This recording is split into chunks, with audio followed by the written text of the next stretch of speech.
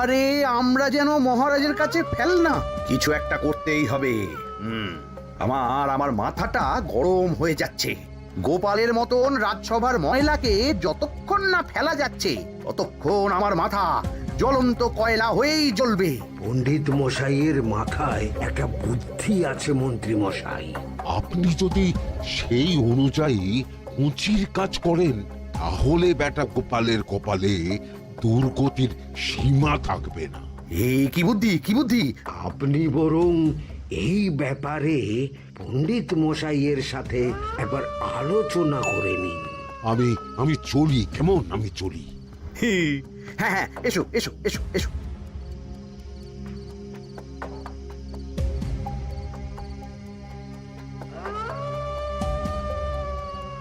আরে ওই তো আমার বাঁ হাত ঘটা আসছে, বেটাকে দিয়ে একটা কাজ করাতে হবে। এ কি মন্ত্রী মশাই, আপনি এখানে দাঁড়িয়ে কি করছেন? এই একটা গুরুত্বপূর্ণ ব্যাপারে কথা বলছিলাম। একটা একটা কাজ করতে পারবি? কি কাজ করতে হবে বলুন মন্ত্রী মশাই। আমাকে একটু ঠান্ডা জল, পাতিলেবু আর পুদিনার পাতা দিয়ে শরবত বানিয়ে খাওয়াতে পারবি? সেসব আমার ঘরে ব্যবস্থা করাই আছে। চলুন চলুন আমার সাথে চলুন। হ্যাঁ হ্যাঁ, চল চল চল চল চল।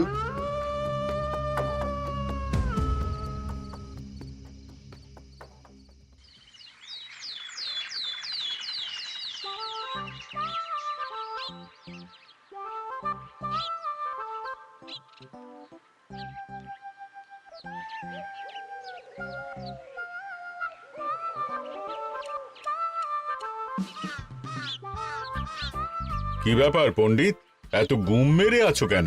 সকাল সকাল গিন্নি খুব বকেছেন মনে হচ্ছে। গিন্নির বাক্য সুধায় কান ভরে গেছে, আর কিছুই কানে ঢুকছে না। আরে দাঁড়াও দাঁড়াও পণ্ডিত, দাঁড়াও জ্যোতিষী। পণ্ডিত তো আমার কথা শুনতেই পেল না মনে হচ্ছে। তুমি তো দূর থেকে বলেছো, আমি তো বলেছি পাশ থেকে, তাতেও শুনতে পাইনি। কানের পোকা হলো নাকি? কি গো পণ্ডিত, ব্যাপার কি? কেমন বুঝছো? এ তো ভয়ানক কর্ণকোষ্ঠবদ্ধতার লক্ষণ। তুমি কচু বুঝেছো? আমার হয়েছে কর্ণগোপাল, তোমাদেরও হতো, কিন্তু তোমাদের দোকান কাটা বলে হয়নি।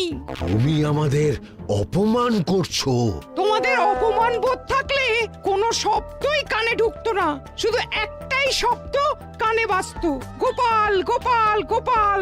এবারে রাজসভায় কিভাবে হেনস্থা হতে হলো মনে নেই?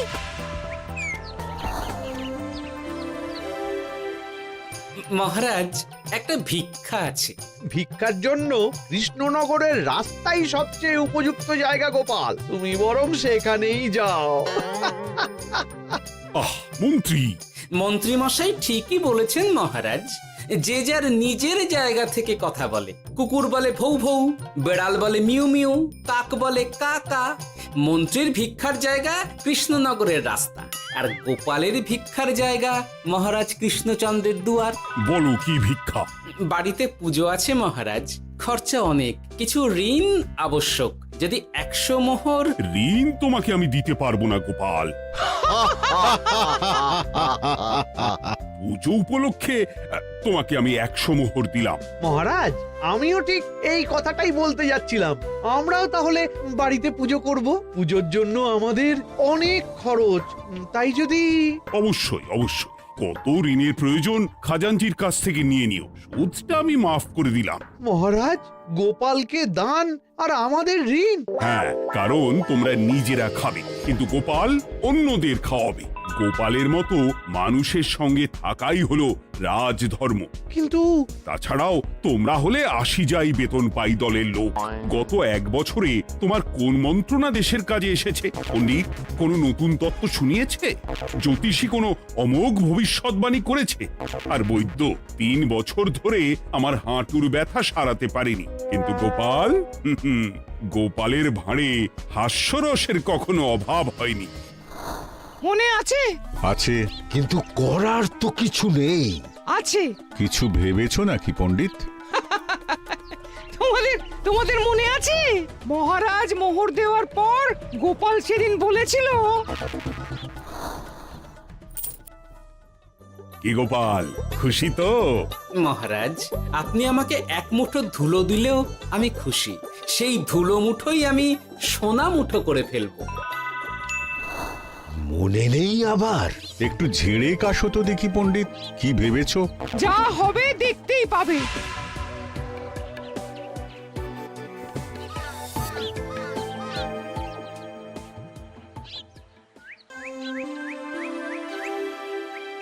মহারাজের জয় হোক, মহারাজের জয় হোক। ওরে বাবা, এই যে সকাল সকাল চান করে ঠান্ডা লেগে গেল মনে হচ্ছে। মহারাজ, ওই কবি গান উপলক্ষে গত মাসটা আমি কৃষ্ণনগরের কোণে কোণে ঘুরে বেরিয়েছি। প্রজাদের মধ্যে একটা অসন্তোষ আমি লক্ষ্য করেছি মহারাজ। অসন্তোষ? আমি তো জানতাম আমার শাসনে প্রজারা সুখে আছে। সুখে তারা ভাসছে মহারাজ, কিন্তু একটাই অসুখ, তারা মহারাজের দর্শন পায় না। তারা মহারাজের পদধূলির জন্য আকুল হয়ে আছে, মহারাজের দর্শন পাওয়ার জন্য চাতকের মতো অপেক্ষা করছে। চিত্রকরকে দিয়ে চিত্র অঙ্কন করিয়ে বিলি করে দিলেই হলো।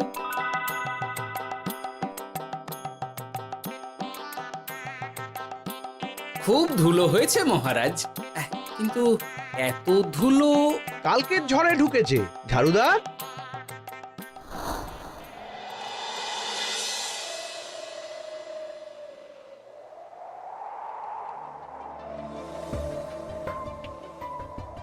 এই সুযোগ, রাজসভা ফাঁকা, এমন ঝড় যে পেয়াদারাও বাইরে নেই। কাজটা সেরে ফেল, বুঝলি? কিরে, কাজটা কর।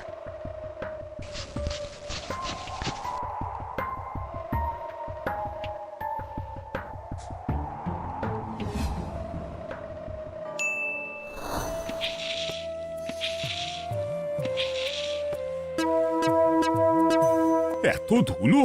উফ, মহারাজ, কাল ঝড়টা বড় সাংঘাতিক হয়েছিল। তা বটে। আচ্ছা গোপাল, তুমি বলেছিলে মহারাজ তোমাকে এক মুঠো ধুলো দিলেও সেটা সোনা হয়ে যাবে। এখনো সেই কথাই বলছি। মন থেকে বলেছিলে না মহারাজকে তেল দেবার জন্য?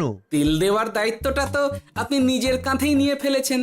আমি যা বলি সত্যি বলি। আজ যদি এই 4 ঝুড়ি ধুলো মহারাজ তোমাকে উপহার দেন, তখনও একই কথা বলবে? নিশ্চয়ই।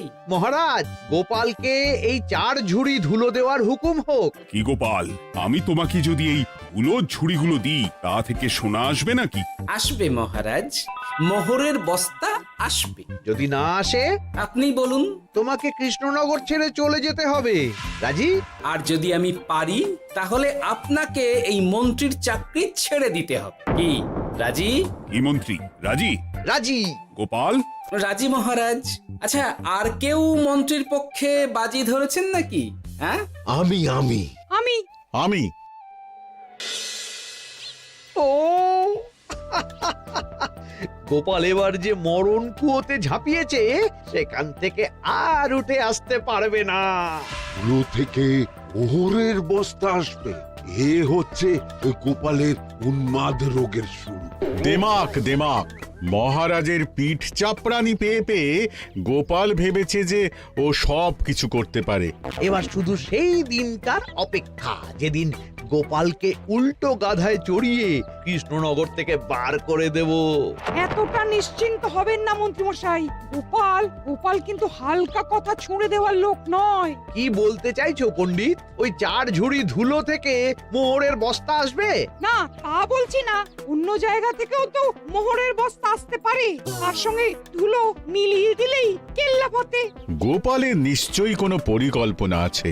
গোপালের সব পরিকল্পনার গোড়া মেরে রেখে দিয়েছি পণ্ডিত। ঘটা আছে গোপালের পেছনে, আর ঘটা আছে গোপালের বাড়ির পাহারা। লুকিয়ে কিচ্ছু করতে পারবে না। আরে ওই তো বটা আসছে। বেল্লিক, উল্লুক, তোকে আমি জল বিছুটি দেওয়াবো। গোপালকে ছেড়ে চলে এসেছিস কেন? ছেড়ে আসবো কেন মন্ত্রী মশাই? গোপালকে ওর বাড়ির সামনে ছেড়ে এসেছি।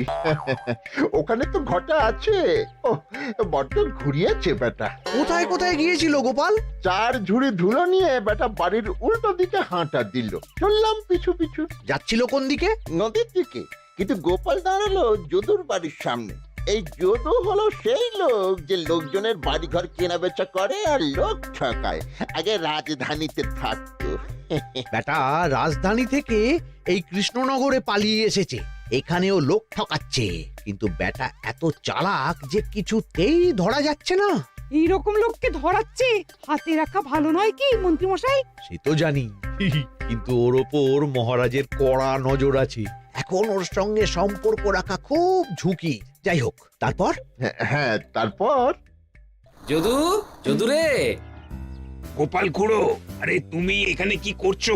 দেখতেই তো পাচ্ছিস ধুলো, তবে যে সে ধুলো নয়, মহারাজ কৃষ্ণচন্দ্রের পদধূলি। শুনিসনি বোধহয় এখন কৃষ্ণনগরে সবচেয়ে বেশি চাহিদা মহারাজের পদরেণু। আচ্ছা, মহারাজের পদরেণু নিয়ে যাচ্ছ কোথায়? এই ছোট ছোট পুলিন্দায় ভরে কৃষ্ণনগরের প্রত্যন্ত জায়গায় যেখানে প্রজারা মহারাজের সাক্ষাৎ পায় না সেখানে বিক্রি করব। তোমার কি মাথা খারাপ? পায়ের ধুলো বিক্রি হবে? ওরে, গতবারে মাত্র 1 ঝুড়ি ধুলো 1000 মোহরে বিক্রি করেছিলাম, এবারে 4 ঝুড়ি। শোনো, তুমি আবার ঘুরে ঘুরে বিক্রি করবে কেন? তোমাকে আমি বরং 10 মোহর দিয়ে দিচ্ছি, তুমি আমাকে এগুলো দিয়ে দাও, আর বিক্রি করে যা হবে তোমাকে এই 40 ভাগ দিয়ে দেবো। ওই 10 মোহরে বদমাস যদুকে ধুলো বেচে গোপাল বাড়ির দিকে চললো। বাড়ির সামনে অব্দি পেছনে পেছনে গিয়ে তারপরে এই আপনাদের কাছে আসছি। বলিস কি রে, ধুলো বেচে 10 মোহর? ও মন্ত্রী মশাই, গোপাল তো একেবারে নাড়ি ধরে টান মেরেছে। গেল রাজসভায় এমন সুখের চাকরিটি গেল, এবার আবার রাস্তার ধারে গিয়েই বসতে হবে। এবার নবাবের দরবারে জায়গা আছে কিনা খোঁজ করি গিয়ে। তাত্তেরি 10 মোহর আর 1 বস্তা মোহরের মাঝখানে অনেক রাস্তা, সেই রাস্তায় আমি লোক বসিয়ে রাখবো। আরে আরে, ওই তো তোমার ঘটা আসছে। এই, তুই গোপালের ঘরের পাহারা ছেড়ে এলি কেন? গোপাল নেই নেই নেই নেই নেই নেই।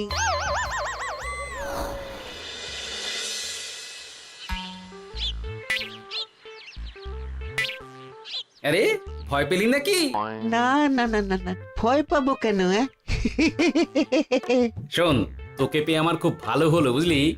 তোকে আমার একটা কাজ করতে হবে। বলো বলো। আসলে বুঝলি, আমার না গিন্নিকে নিয়ে তার বাপের বাড়ি যাওয়ার কথা ছিল, কিন্তু হঠাৎ বিশেষ কাজে আমাকে খামবাজে চলে যেতে হচ্ছে। এখন আমি গিয়ে গিন্নিকে বললে বুঝতেই পারছিস কুরুক্ষেত্র হয়ে যাবে একেবারে। তাই আমি কাউকে খুঁজছিলাম যে আমার বাইরে যাওয়ার খবরটা আমার গিন্নিকে গিয়ে দেবে। তুই পারবি বাবা ঘটা? ওরে বাবা, আরে আরে আরে, ভয় পাস না, তোকে গিয়ে মুখে কিছু বলতে হবে না। এই নে, এই চিঠিটা আমার বউকে দিবি।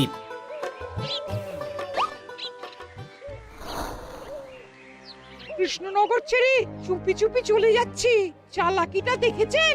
ওসব চালাকি আমি তুড়ি মেরে উড়িয়ে দেব। কি করবেন? চারিদিকে আমি অশ্বারোহী গুপ্তচর পাঠাচ্ছি, গোপালকে কোনো চালাকি করতে দেব না।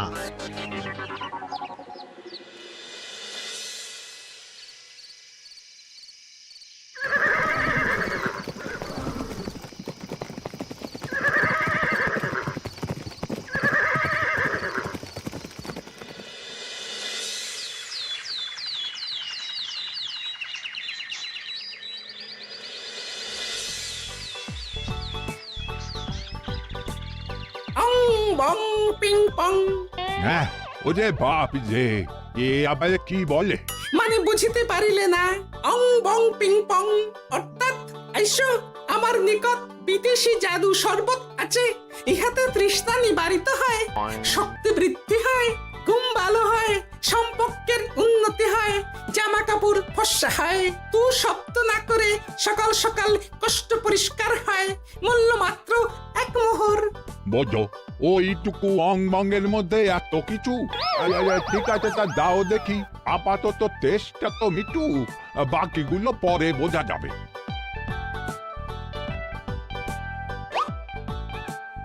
আহা, বড় ভালো খেতে তো।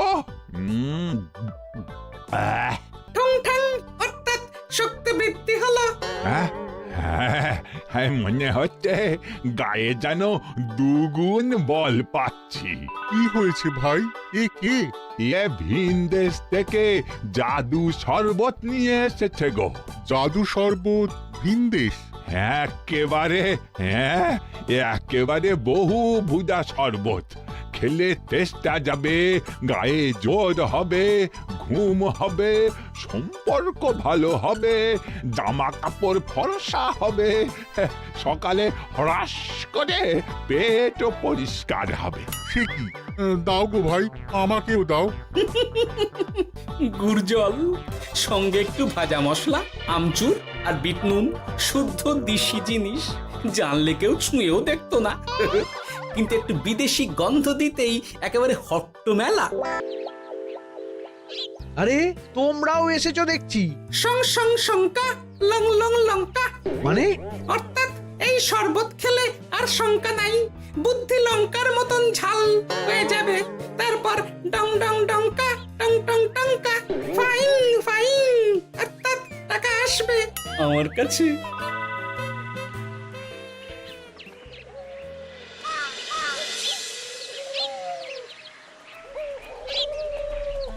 ঝপ ঝপ ছপাং, ভট ভট ফটাং, অর্থাৎ উহাকে দৌড়িয়েছ কেন? বেটা জোচ্চোর অনেককে ঠকিয়েছে। অনেক দিন থেকে তককে তককে ছিলাম। এবার এই ধুলো নিয়ে মহারাজের পায়ের ধুলো বলে বিক্রি করছিল। একটা বেনামি চিঠিতে খবর পেয়ে বেটাকে ধরেছি। ব্যাং ব্যাং বিগ ব্যাং, অর্থাৎ বাহ বাহ বাহ বাহ। বেনামি চিঠিটা আমি দিয়েছিলাম বাবু। বাবা যদু, তুমি সেই রাজধানী থেকে কৃষ্ণনগর অবধি মানুষকে অনেক খোল খাইয়েছো। তুমি এতদিন ঘুঘু দেখে এসেছিলে বাবা, এবার গোপাল নামক ফাঁদটা দেখলে।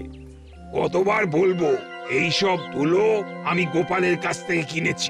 যা বলার ওই বিচারের সময় মহারাজকে বলবি। চল চল চল চল চল।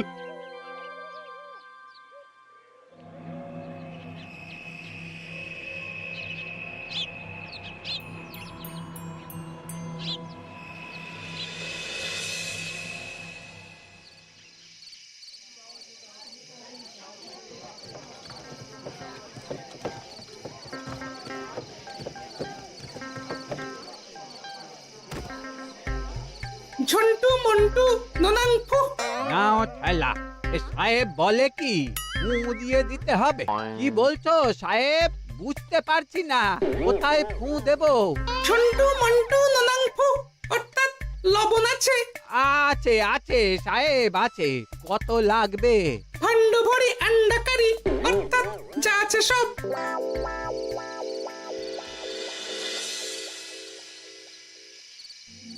ব্যাস, মোটামুটি আশেপাশে সব দোকানের নুন এখন আমার জিম্মায়। এবার আসল মজা শুরু হবে।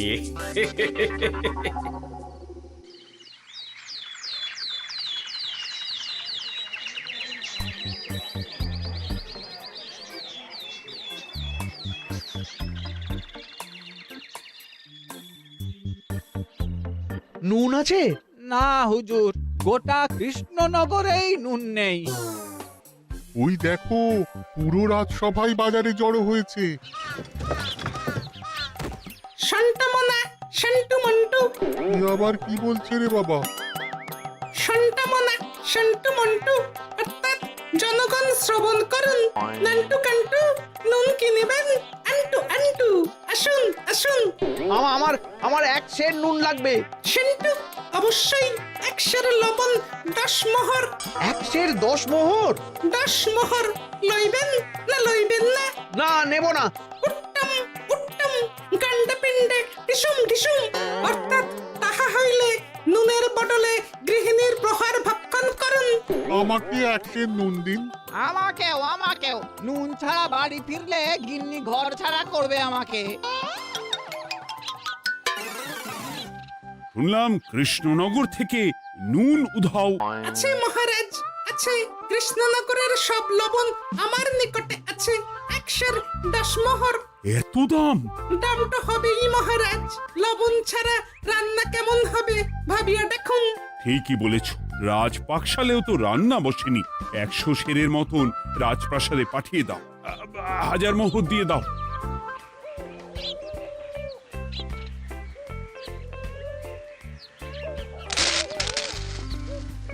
ব্যাস 1 বস্তা মোহর হয়ে গেছে। গোপাল? হ্যাঁ মহারাজ, গোপাল, যে 4 ঝুড়ি ধুলো থেকে 1 বস্তা মোহর রোজগার করেছে। ইয়া বাত! চলো রাজসভায়, পুরো গল্পটা শুনতে হবে। সকলেই এসো তাহলে রাজসভায়। কিন্তু মহারাজ, যারা বাজি হারলো তাদের তো চাকরি গেছে, তো তারা রাজসভায় যাবে কি করে? ঠিক ঠিক ঠিক বলেছ। আর যারা বাজি হারলো তারা বাদ, বাকিরা চলো। এই সেরেছে, গোপাল তো আবার বাজি মেরে দিল। ও মহারাজ, আমাদের দেখুন। ও মহারাজ, আমাদের দেখুন। ও মহারাজ। হ্যাঁ